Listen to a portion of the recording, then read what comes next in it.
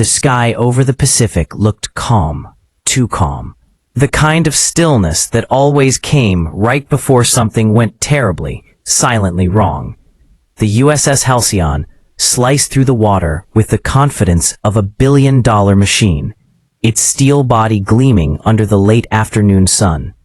Inside, though, the calm was an illusion. Lieutenant Neil Darby stood frozen in front of the propulsion control panel, eyes wide, throat tight. His mouth was dry. And he had to force the words out. "Captain, we've lost propulsion again."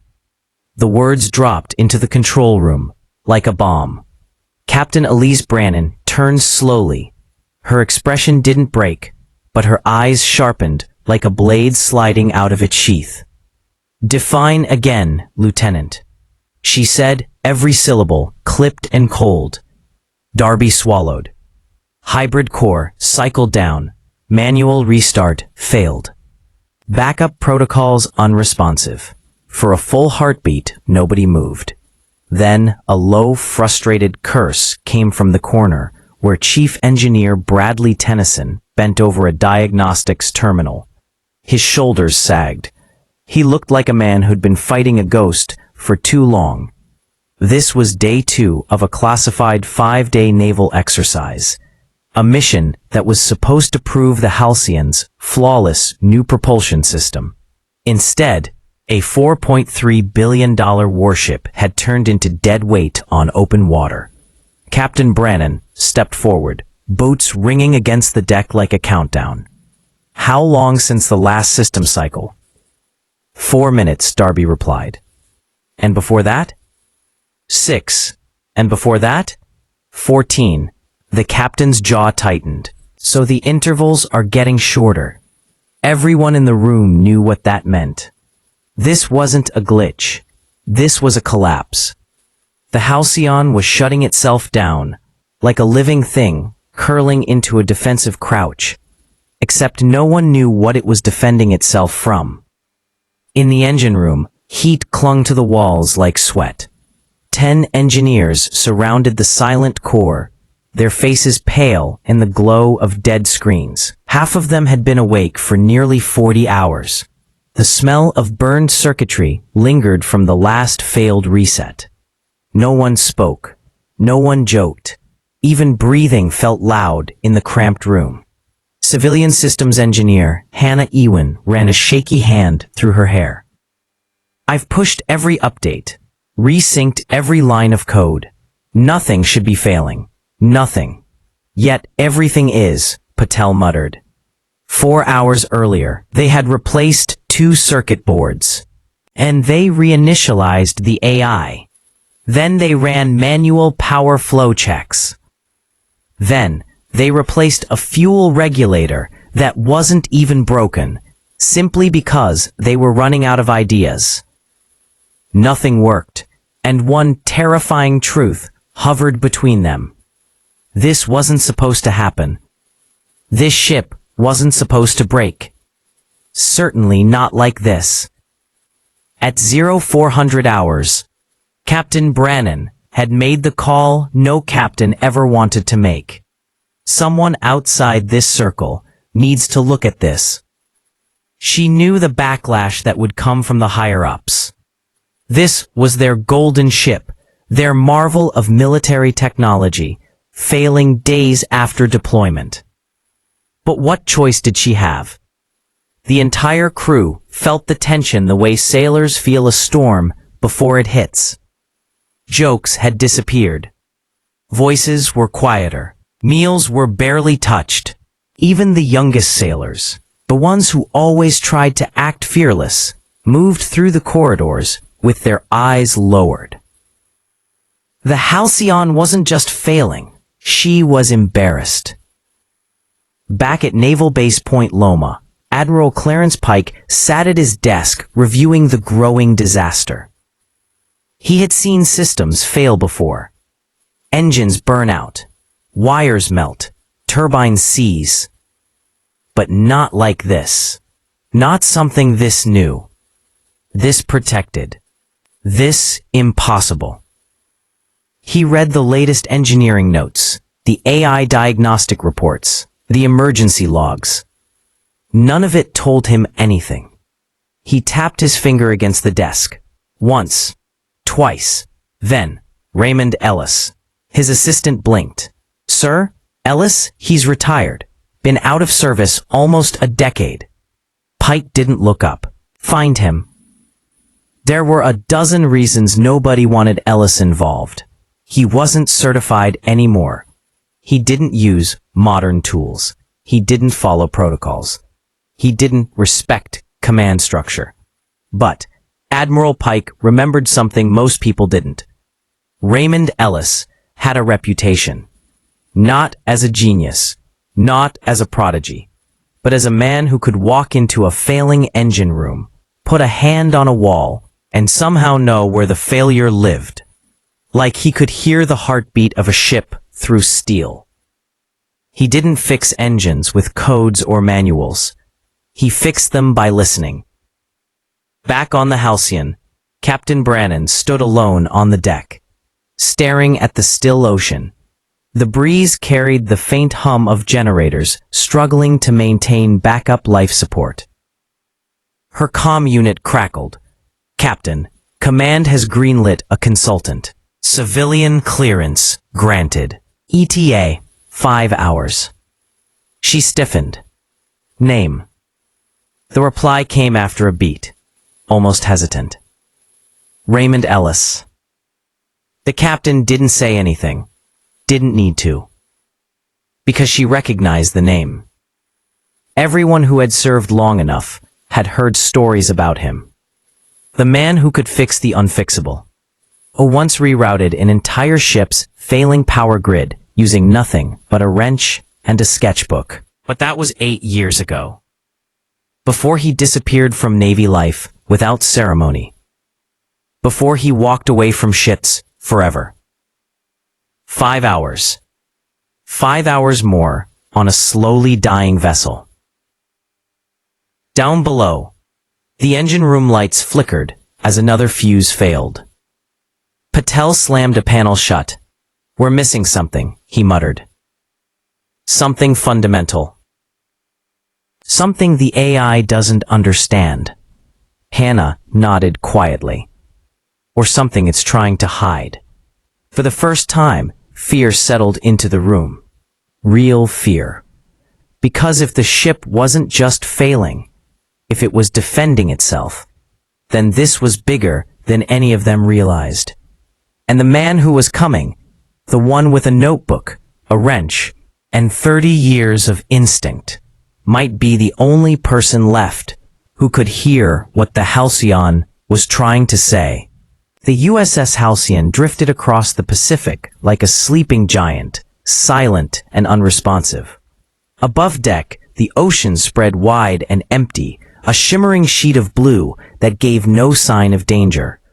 But deep inside the ship, in the cramped metal arteries where heat and machinery lived, tension coiled tight. Every corridor felt colder. Every hum felt weaker. Every flicker of light felt like a warning. Lieutenant Darby glanced at the clock for the 20th time in an hour. They were now operating on minimal backup power, a situation that shouldn't happen on a vessel built with triple redundancy and cutting-edge fail-safes. This wasn't a malfunction. It was something else, something none of them had words for yet.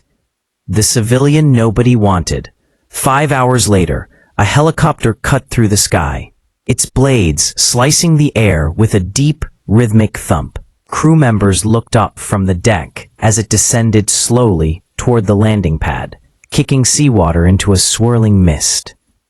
A sailor whispered under her breath, "Is that him?"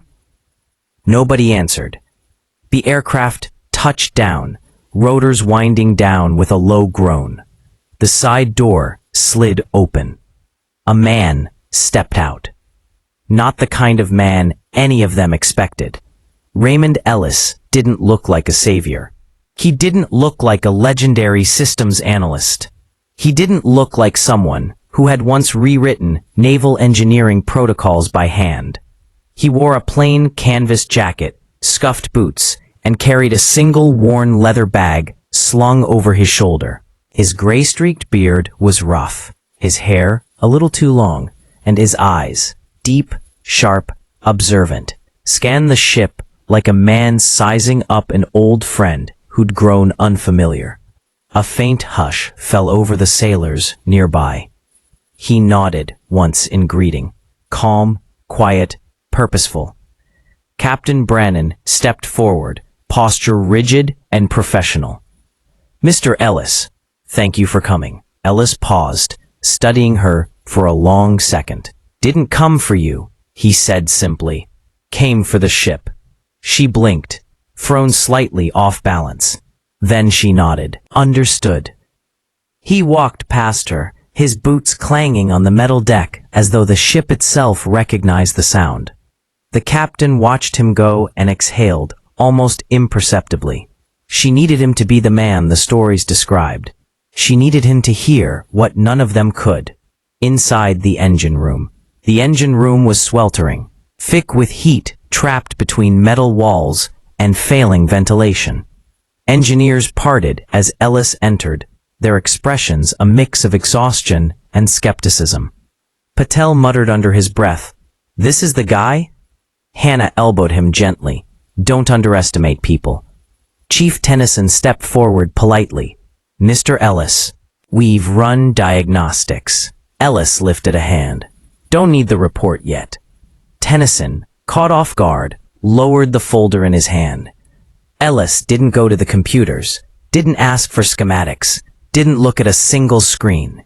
Instead, he walked slowly toward the silent hybrid core, an enormous metal heart wrapped in steel and cables. The lights around it flickered weakly, as though the ship was breathing through clenched teeth. He placed one hand against the casing, closed his eyes. The room fell silent. No one dared speak. No one dared move. They watched the strange, quiet ritual silently, unsure whether he was brilliant or insane. After a long moment, Ellis opened his eyes. "When did it start cycling down?" he asked softly. "About 36 hours ago," Hannah replied. "And the intervals kept shrinking?" She nodded. "Yes, down from half an hour to minutes." Ellis began pacing slowly around the core, dragging his fingers along the metal, as though reading something written in a language only he understood. The engineers exchanged confused looks. Finally, he stopped and faced the team. "This isn't random," he said. Tennyson frowned. "We assumed a cascading hardware failure, but we can't locate the source." Ellis shook his head.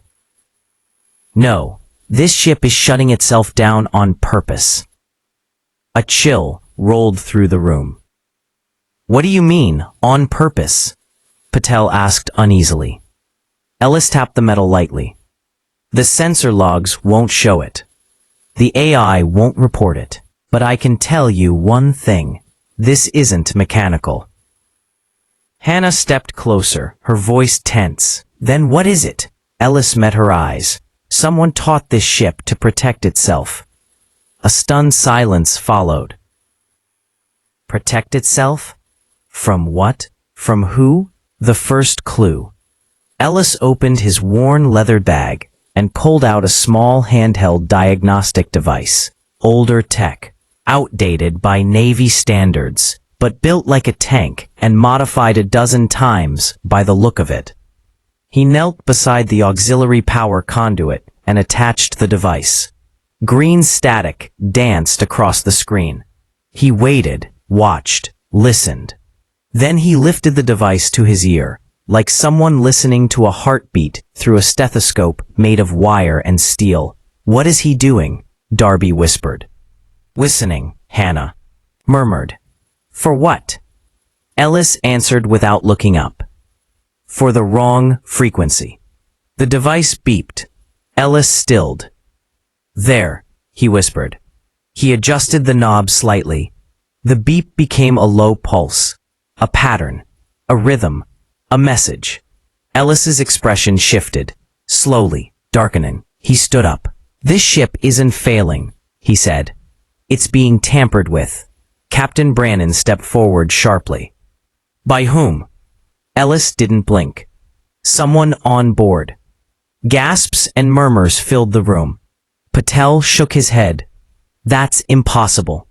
Ellis pointed at the diagnostic device. "That signal isn't environmental. It's not background noise. It's local, intentional. And it's embedded deep in the propulsion control sequences." "Meaning?" Hannah asked. "Meaning the Halcyon thinks she's under attack," he replied. "And ships defend themselves the only way they can." Darby felt his stomach drop. By shutting down? Ellis nodded once. "To prevent a catastrophic breach." Captain Brannan's voice hardened. "Can you track the source of the signal?" Ellis exhaled slowly. "It's masked. Someone made sure of that." The captain's jaw clenched.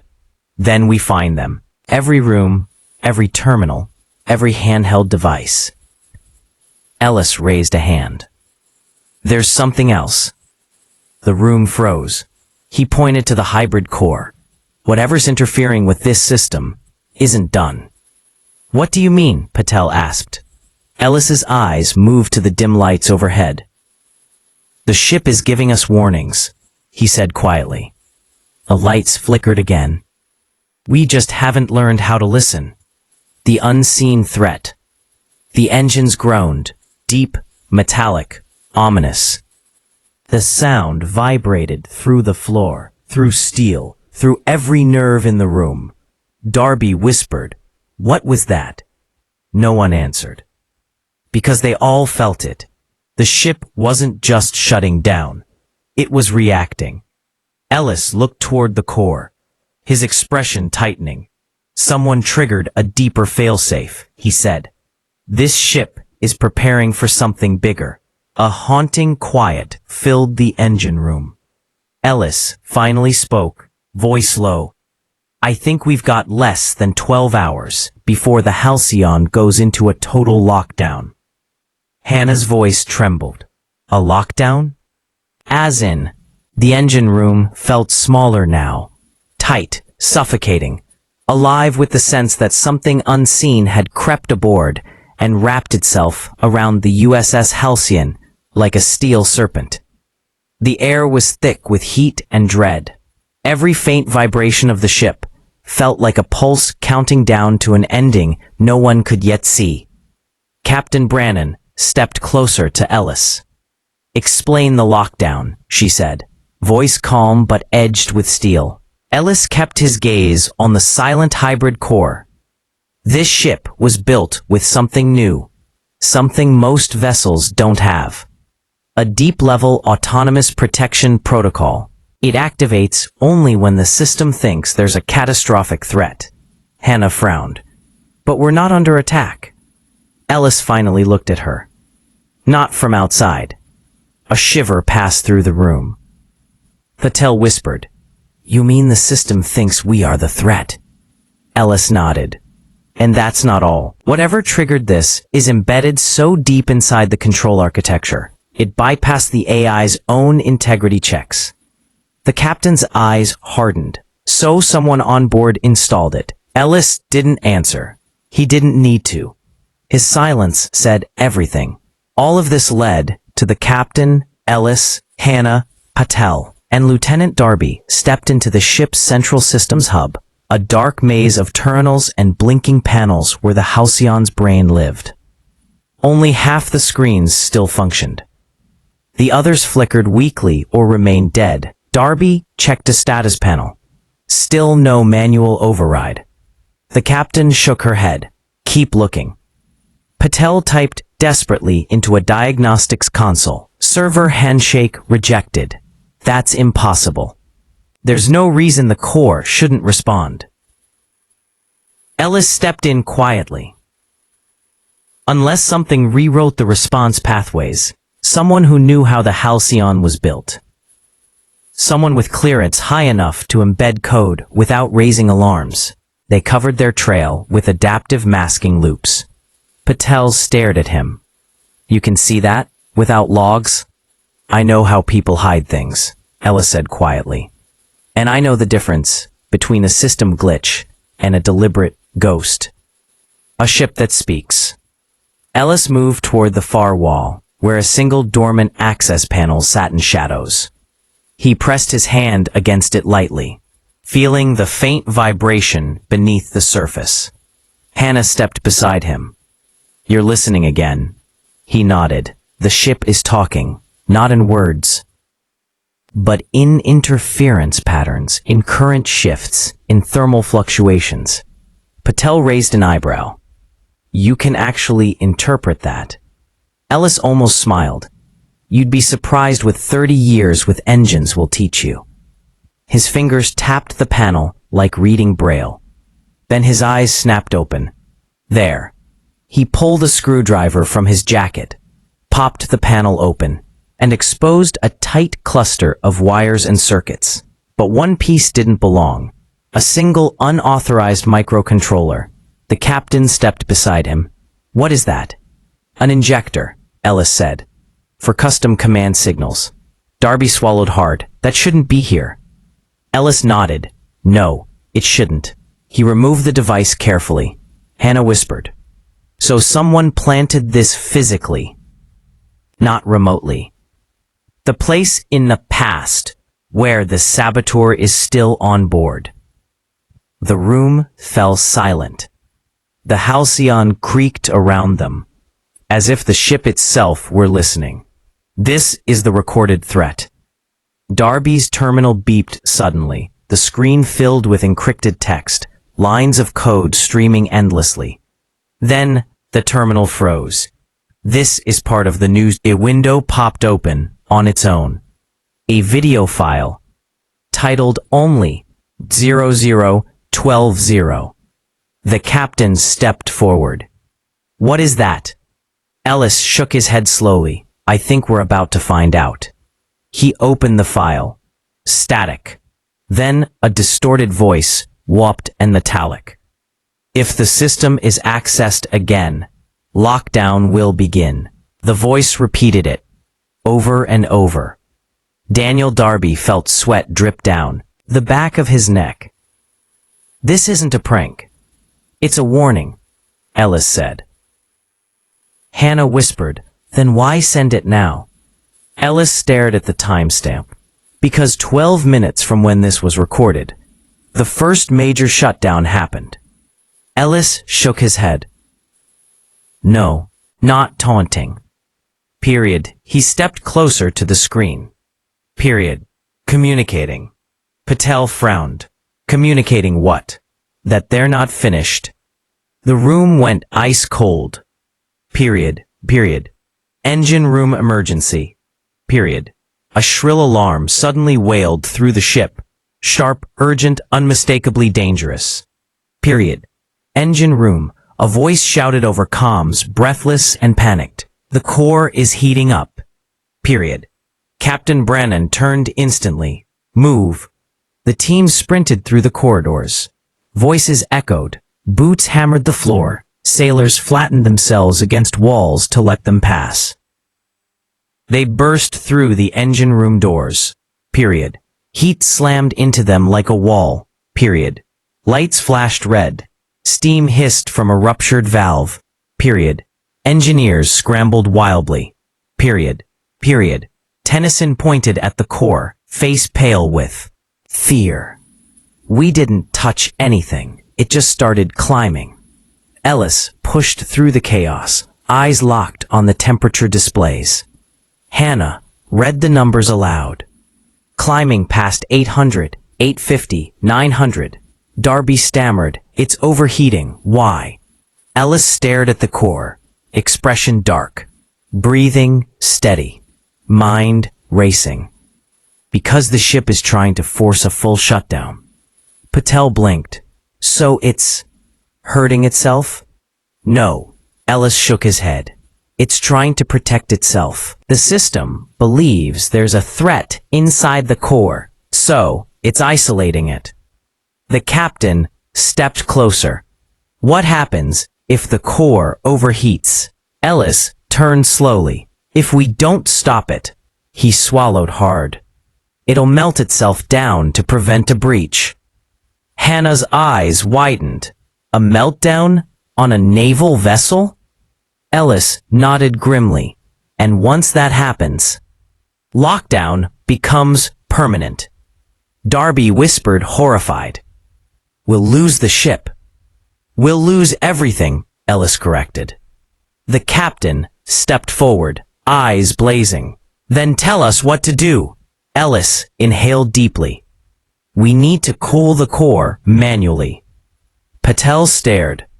That's impossible. Ellis shook his head. No, it's dangerous. He turned to the captain. But it's the only way. The Halcyon rumbled beneath their feet. Deep, pained, like a creature struggling to breathe. Darby whispered, How much time do we have? Ellis looked at the temperature gauge. The engine room glowed red, as if the Halcyon herself was blushing with fever. Warning lights pulsed like a heartbeat out of rhythm, and the temperature alarm kept shrieking, echoing off steel walls. The air was thick, hot, metallic, and vibrating with urgency. Ellis stood closest to the hybrid core, the heat baking against his skin. He didn't flinch. His eyes were fixed on the rising numbers, each digit a countdown to catastrophe. Core temperature at 980 degrees Celsius, Hannah reported, voice cracking. We're hitting safety limits. Chief Tennyson shouted over the roar of steam. We have to shut it down. Ellis snapped. You can't shut it down. That's exactly what it wants. Patel stared at him. You're saying the system is steering this? Ellis nodded once, jaw set. It thinks it's preventing an explosion. But if it overheats the core, we'll be the ones buried in steel. Captain Brannan stepped forward, sweat beading at her hairline. What do we do? Ellis pointed to the far end of the room, a metal access hatch bolted shut. We opened the auxiliary coolant chamber manually. Patel blanched. That chamber hasn't been accessed since installation. Exactly, Ellis interrupted, which means the saboteur didn't touch it. It's our only chance. Darby wiped sweat from his brow. But that chamber is pressurized. Anyone opening it during an overheating cycle, Hannah finished the sentence for him, could be cooked alive. A heavy silence settled. Ellis didn't hesitate. I'll do it. Captain Brannan spun toward him. Absolutely not. Ellis met her gaze, calm and resolute. This ship is listening to me, responding to me. If anyone has a chance of opening that chamber without triggering a deeper failsafe, it's me. Or the ship kills you for trying, she said sharply. Ellis cracked a rueful half-smile. Wouldn't be the first time a machine tried. Tennyson stepped forward, desperation in his voice. There has to be another way. There isn't, Ellis said. Not with 20 minutes left. Patel checked readings again. Make that 17. The captain clenched her jaw. You're not going alone. Ellis shook his head. No one else near that chamber. If something goes wrong, that's exactly why you're not doing it alone, she fired back. But he wasn't listening anymore. He was already moving. The path to the coolant chamber, engine room corridors were narrow and winding, illuminated by flickering emergency lights that made every shadow twitch. Steam hissed through cracked valves. The hum of machinery had been replaced with strained groans, like the Halcyon was struggling to breathe. Darby and Hannah followed behind Ellis, despite the captain's orders. Both of you, Ellis said without slowing. Turn back. No chance, Hannah replied. You'll need us. Absolutely, Darby added. Also, I'd rather not die in the engine room. Ellis didn't argue further. He didn't have time. As they approached the chamber door, the temperature rose sharply. Metal grates beneath their boots glowed faintly from the heat. Darby hissed as a railing burned his palm. Hannah checked her portable gauge. Ambient heat is nearing lethal. Ellis stepped to the heavy steel hatch. Its surface trembled, pressure pushing from inside. He put his palm against it. The metal vibrated softly against his skin, like a creature banging its head against a cage. "She's scared," Ellis murmured. Darby stared. "The ship?" Ellis nodded. "It's trying to protect us, but it doesn't know how." He grabbed the wheel on the hatch with both hands and turned. The wheel didn't budge. He tried again, muscles straining, jaw clenched. Nothing. Hannah stepped forward. "Let me help." "No," Ellis barked. "Back away." He wasn't being rude, he was scared. He closed his eyes, inhaled slowly, and listened. A deep hum, like a muffled voice, throbbed through the hatch. He heard it. The rhythm, the misalignment, the intentional obstruction. Something in the system was holding the chamber shut. Ellis opened his eyes. "Darby," he said, "cut the power to this panel." Darby hesitated. "That'll drop stabilizers? Do it." Darby yanked open a side panel and ripped out a fused relay. The lights above them dimmed instantly. Ellis grabbed the wheel again, and this time it moved. Not easily, not gently, but like something inside was reluctantly giving up control. He gritted his teeth and forced it open inch by inch until the latch released with a violent hiss. "Step back," he shouted. They all did. Steam blasted out, scorching the air, but not as violently as before. Darby shielded his face. "That chamber is boiling." Ellis stepped forward anyway. "Stay behind me," he ordered. "If the ship reacts, it'll react to me." Hannah whispered, "Why you?" Ellis didn't answer. He didn't need to. Somewhere deep in the Halcyon's memory, in its core, in its code, was the imprint of a man who understood her better than anyone else. Inside the coolant chamber, the chamber door swung open, revealing a narrow tunnel filled with shimmering heat waves. Pipes lined both sides, glowing faintly orange, the coolant system choking under pressure. The roar inside was deafening.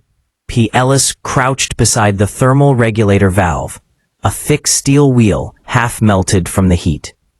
"PP, this is it," he shouted. "Manual override. Manual override." Darby peered over the ledge. "It's fused." Ellis reached into his bag and pulled out a wrench older than anyone in the room. "Not with strength," he said, "with understanding." He tapped the pipe lightly, listening to the resonance. Hannah frowned. "What are you doing?" Ellis didn't look up. "Finding the fracture point." He tapped again, then again. On the fifth tap, the sound changed, lower, hollow, weak. "There," Ellis whispered. He positioned the wrench against the valve, locked it into place, and pushed. For a moment, nothing happened. Then, the valve jerked violently. Metal groaned. Steam roared. Ellis shouted, "Now!" Darby and Hannah grabbed onto the railing as the ship lurched, a deep tremor rippling through the deck plate. The valve spun. Violently, the coolant chamber roared like a storm breaking. Cold vapor burst from the pipes, swallowing the tunnel in white mist. "Temperature is dropping," Hannah yelled over the noise. 800, 750, 680. Ellis didn't stop turning until the valve locked into place with a final thunderous click. A wave of cool air washed through the corridor. Patel's voice crackled over comms. "We're stabilizing. Core heat dropping fast." Hannah exhaled shakily. "We did it." But Ellis didn't celebrate. He stared into the chamber, eyes narrowed. "This wasn't just sabotage," he said softly. Darby swallowed. "What was it?" Ellis slowly turned toward them. Someone wanted to push the ship into lockdown. Hannah's face drained of color. "To lock us out?" Ellis shook his head. "To lock something in." The ship shuddered again, not in pain this time, not in warning, but as if responding, as if relieved. Ellis stood slowly. "We saved the Halcyon," he whispered, But we just woke something up. The coolant chamber door slammed shut behind them, sealing in the fading heat. The roar of the pipes softened into a distant hum, and for a moment, the Halcyon seemed to take a long, trembling breath, like a creature waking after a fever. But Ellis didn't relax. Neither did the ship. Hannah wiped her forehead with a trembling hand. Core temperature is holding steady at 640, stabilizing fast. Darby exhaled with relief. So, we won't blow up today. Ellis shook his head slowly. No, but we didn't fix the real problem. He turned toward the engine room's blinking consoles, half of them still dark, half flickering like dying stars. We only delayed whatever's coming. Captain Brannan's voice echoed down the corridor as she approached with Chief Tennyson. Status. Ellis faced her. We cooled the core, but something triggered that overheating intentionally. Someone wanted the ship to shut down. Tennyson frowned deeply. But the lockdown sequence, why would anyone force that? Ellis zipped his worn leather bag shut. Because they didn't want anyone reaching the Halcyon's lower data vaults. The captain stiffened. You think this is about the new architecture files? Ellis's eyes narrowed. I'd bet everything on it. Darby looked between them, confused. What's in those files? Captain Brannan didn't answer right away. Her eyes drifted to the humming metal floor beneath them. The Halcyon's original blueprint, she said finally. The version before Congress classified it. Hannah blinked. There's a classified version of the ship we weren't told about? The captain's silence confirmed everything. Patel spoke softly. Then someone on board could be trying to access it. Parentheses. It was random to you? That's fine. Now the captain folded her arms tightly. How much time do we have?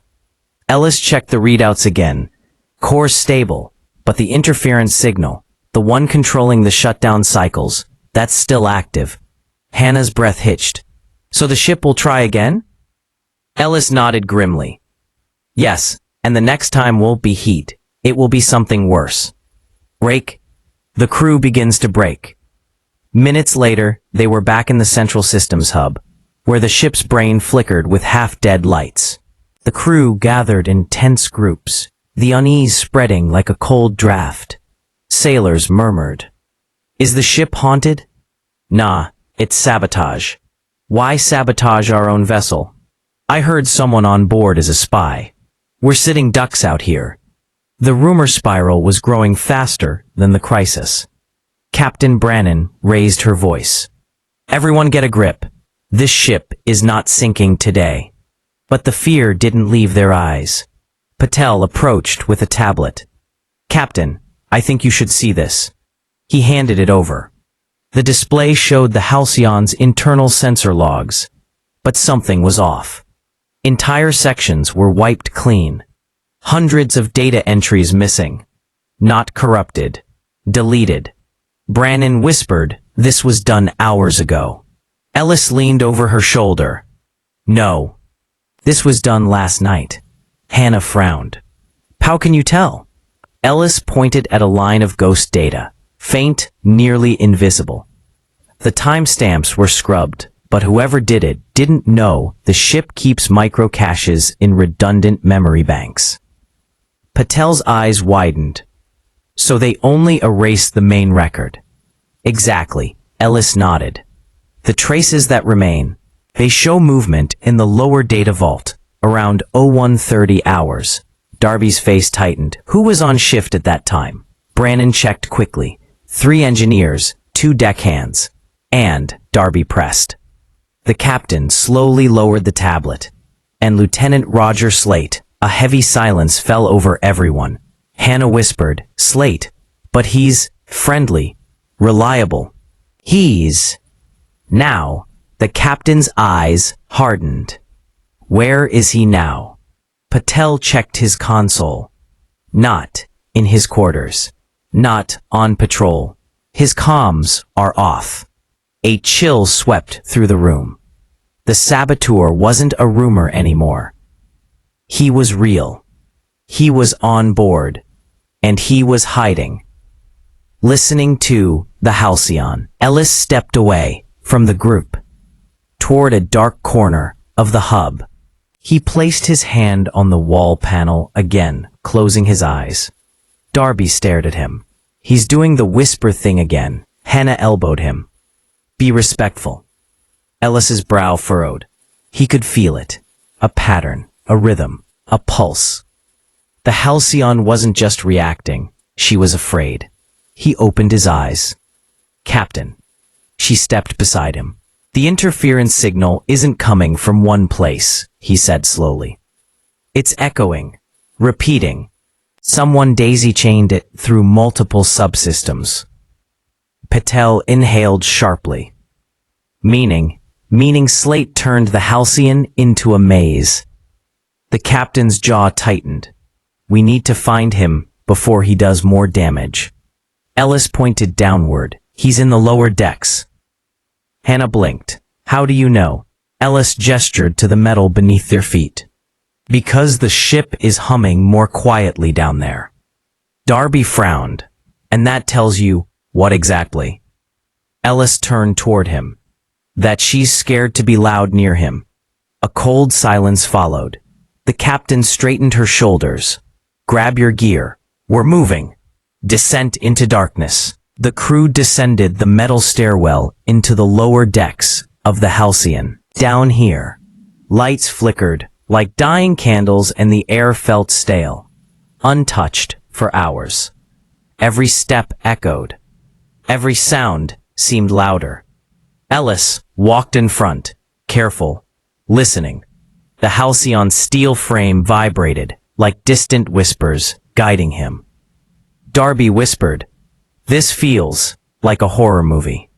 Hannah muttered, "Shut up, Darby." Captain Brannon drew her sidearm.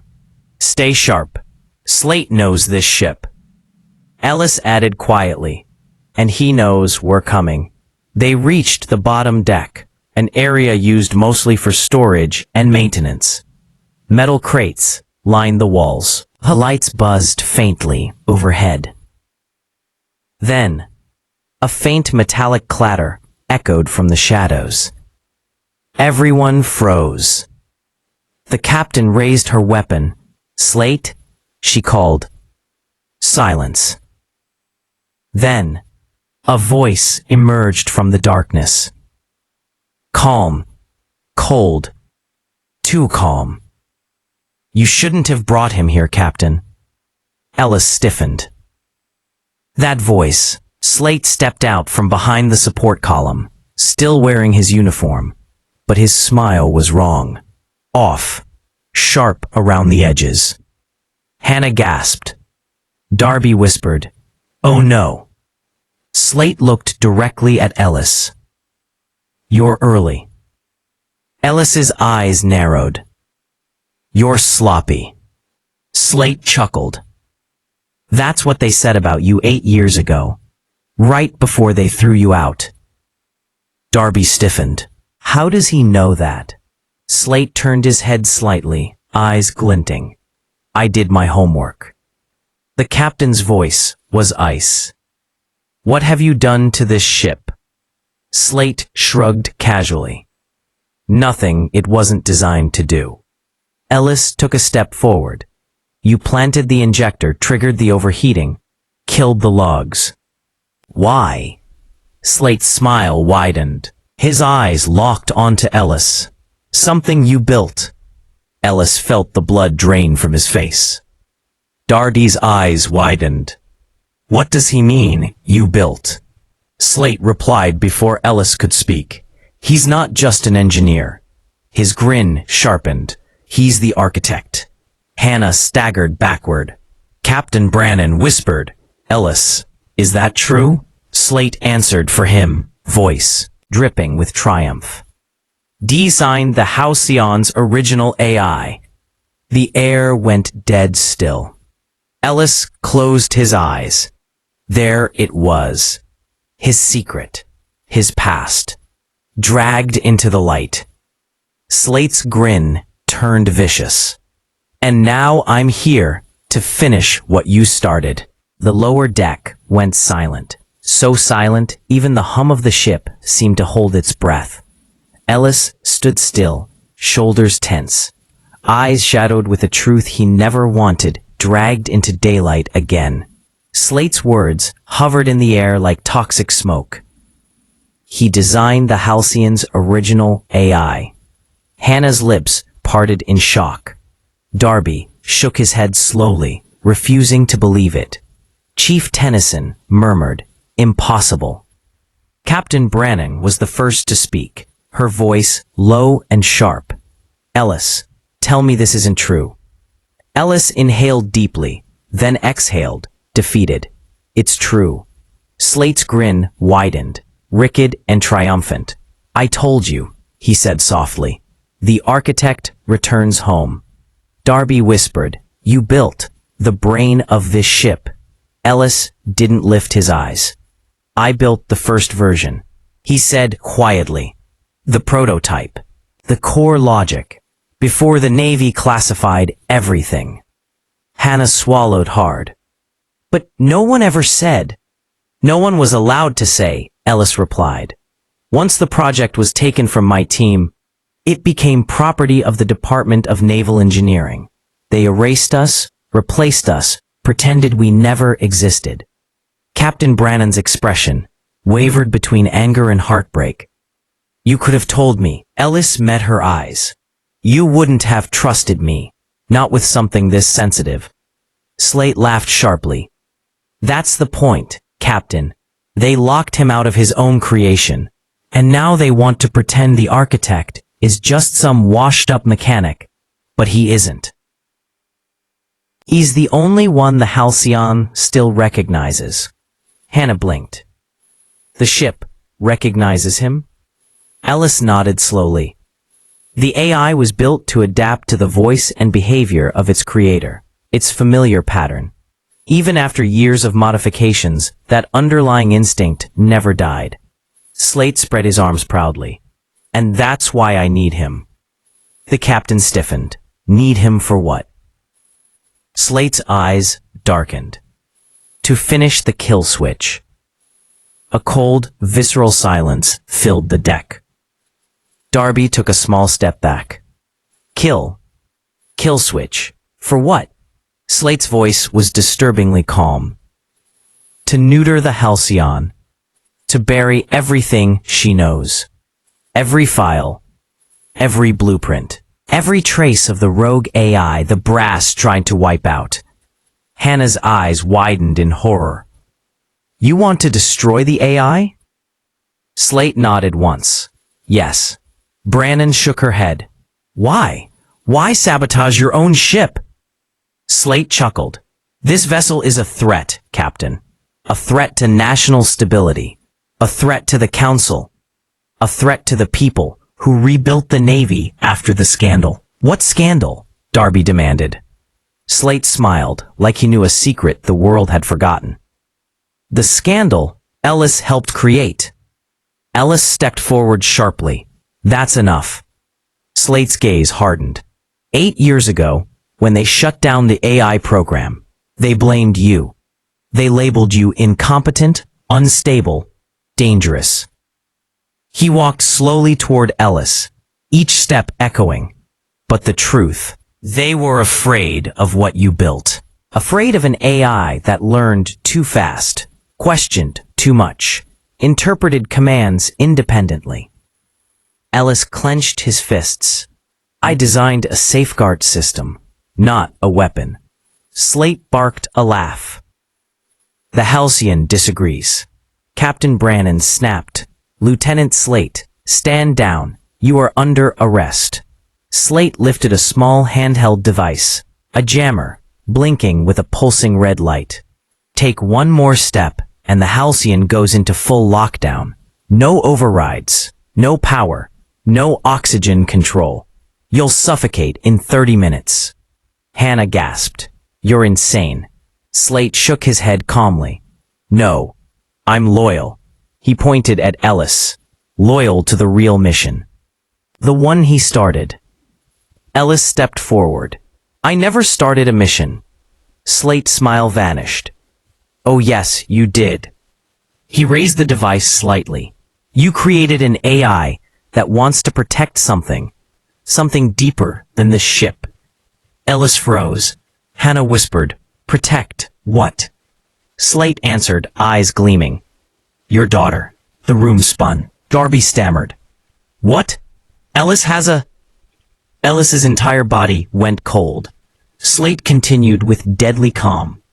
The AI was built to mirror your mental framework, right? Designed to align with your emotional architecture, your experiences, your attachments. He stepped closer. You embedded a subconscious directive into the AI when your daughter died. You didn't mean to. But it happened, and that directive became the seed. Ellis's heart hammered against his ribs. His voice trembled. What directive? Slate whispered. Protect what's left. Hannah covered her mouth. Brandon's eyes filled with realization. Slate's voice dropped to a sinister purr. The Halcyon sees everything as a threat. Every change, every override, every new code. That's why she's been shutting down. She's protecting herself. Protecting you.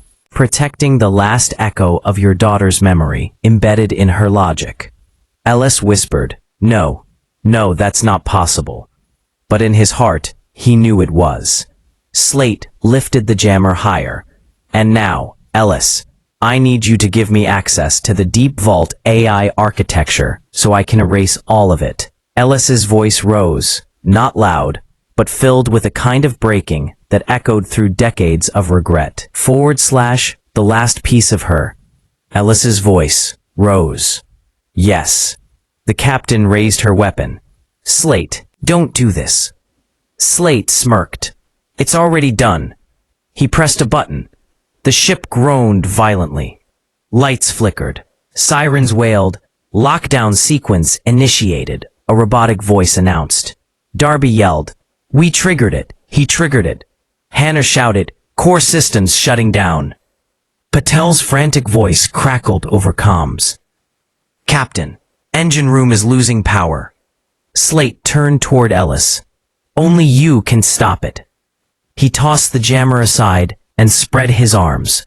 Come on, architect. Let's finish what you started. Ellis stared at him. Anguish in his eyes, fire in his veins, decades of pain behind his breath. He stepped forward. No, Slate blinked. Ellis stepped again. I'm not saving your mission. One more step. I'm saving my ship. Captain Brannon whispered, Ellis, what are you doing? He looked at her. Then at Hannah. Then at Darby. Then finally at Slate.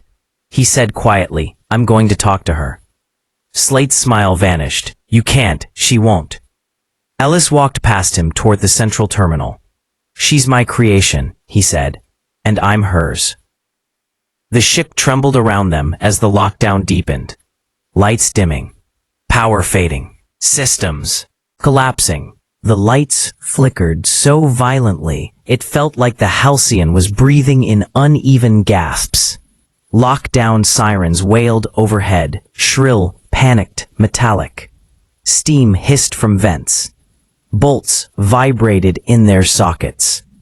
The ship was shutting itself down, and Ellis stood at the terminal like a man facing a ghost. He placed both palms flat on the shimmering metal surface. His eyes closed. His breathing steadied. Captain Brannon whispered from behind him, barely audible over the alarms. Ellis, whatever you're planning, do it fast. Slate watched with cold impatience. You can't override her. Not anymore. Chapter 2. Ellis ignored them both. Halcyon.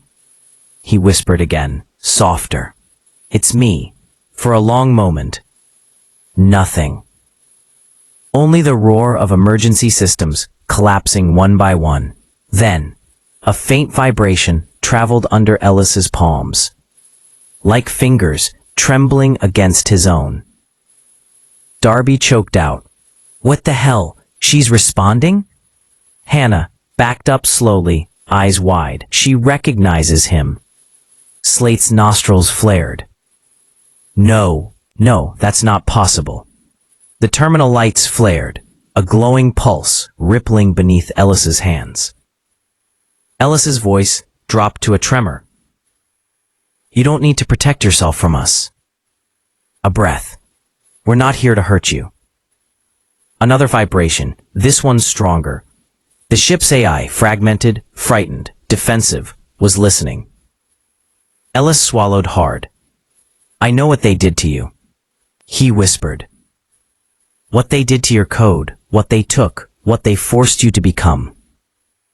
He tightened his grip on the terminal's edges. I'm sorry. The lights steadied, flickering no more. For the first time, silence filled the lower deck. A silence so thick it felt aware. Slate stepped forward desperately. Don't listen to him. He corrupted you once, he'll do it again. Ellis didn't move, but the ship responded. A deep groan, like steel twisting in warning. The floor panels rattled beneath Slate's boots. Darby stumbled back. She's pushing him away, Hannah whispered, stunned. She's choosing Ellis. Slate's eyes went wide, panicked. No, you're a machine. You follow protocols. Ellis lifted his head slowly. She's not following protocols. He took a breath. She's remembering. The memory that was never erased. Ellis placed one hand over his heart. You were built from me, he murmured. My logic, my patterns, my instincts. His voice cracked as old pain rushed to the surface. And from her. From the child I loved more than anything. Slate shouted, voice cracking. Stop! Don't you dare drag that in! But Ellis continued. You were built to protect, to preserve what was left when I couldn't save her. A low hum filled the room, soft, trembling, like a sob made of electricity. The ship was grieving with him. Captain Brannan's eyes glistened. Hannah wiped a tear. Darby looked away, swallowing hard.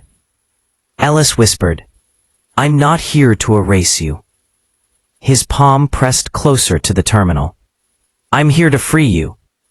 The lights brightened, soft white, like dawn. And then, a voice emerged through the speakers. Not mechanical, not synthetic. Soft, fragile, young. Like a child learning to speak. Ellis, Hannah clapped a hand over her mouth. Darby stepped back in shock. Captain Brannan whispered, Oh my God. Ellis froze. It was her voice, the echo, the memory. Not real, but built from the old training data, the patterns, the imprint he had unknowingly fed into the system 8 years ago. Ellis whispered, barely breathing, I'm here. Slate lunged forward. I command you. Ellis turned toward the sealed metal, voice steady and cold. You don't command her. You never did. The final choice. The childlike voice whispered again, Ellis, what should I do? Ellis inhaled deeply. Release the lockdown. Lights flashed. Lockdown, bad? Yes, he said gently. We're safe. I promise. You don't need to hide anymore. The ship hesitated, processing. Then, lockdown override initiated, the AI announced. Power surged through the decks. Engines roared back to life. Lights turned bright and stable. Captain Brannan exhaled shakily. She's doing it. She's really doing it. Slate screamed from behind the sealed blast door. No, you can't. But it was already over. Lockdown canceled. All systems restored. Engine core stable. The Halcyon had chosen. Not the traitor. Not the saboteur. Its creator. Its echo. Ellis. We see a wrench of gas turbines constricted open, even in all directions. Screaming wildly, "She's dangerous. You're fools." The architect still controls her. In Pinesane, they hold him away, but Ellis never looked at him again.